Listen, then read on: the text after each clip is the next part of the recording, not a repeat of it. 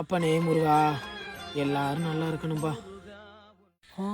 பக்கத்துல நாம் படுக்க வழி சொல்லம்மா.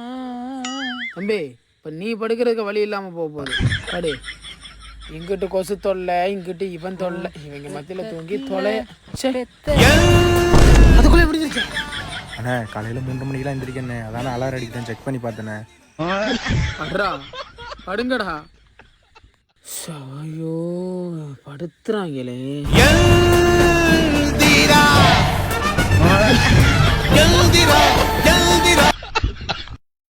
நீ ஒன்றும் கவலைப்படாத செல்லம், நான் இருக்கேன். நான் இருக்கேன்டா இங்க.